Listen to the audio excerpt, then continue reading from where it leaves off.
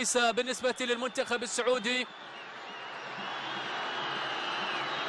خامسة للمنتخب السعودي. عبد العزيز الفواز، الخامسة الفواز. الحكم ماذا قال؟ الحكم قال اليمن بطلا لبطولة غرب آسيا للمرة الثانية في تاريخها بركلات الترجيح، من نفس البوابة يسيرون، من نفس البوابة يطيرون، من نفس الطريق يتألقون، وبنفس الطريقة يتوجون، ومن أمام الأخضر إلى كأس البطولة يصلون. لمن كل هذه القناديل تضوي؟ لمن؟ وهذه المواويل في العرس تشدو لمن؟ هل الأرض عاد لها ذيزا؟ لمن؟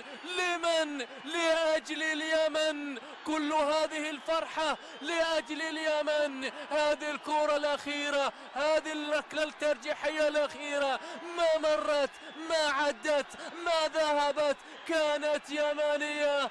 كانت السعادة لليمن السعيد من ملعب السعادة. هنا صلالة بعد الدمام، صلالة بعد الدمام، صلالة تزف الأفراح وتزف كأس البطولة إلى المنتخب اليمني. ركلة الترجيح الأخيرة ضاعت والأحلام اليمنية عادت، وبالتالي زئير الأسود هنا في صلالة. فرحة يمنية كبيرة جدا في المدرجات، صغارهم كبارهم نساؤهم أطفالهم كلهم الآن بمختلف أجناسهم يغردون في كل محافظات اليمن، في كل محافظات اليمن السعيد. بطولة أخرى لليمن، بطولة جديدة من بوابة غرب آسيا، هنا من أقصى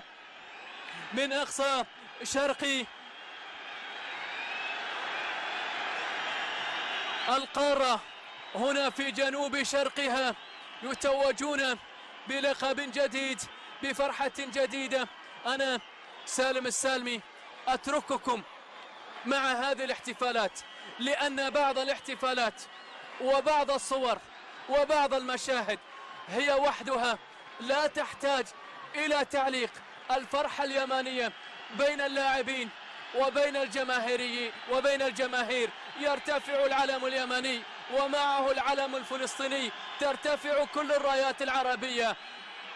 العزة للعرب، العزة لفلسطين، والنصر لإخواننا في غزة.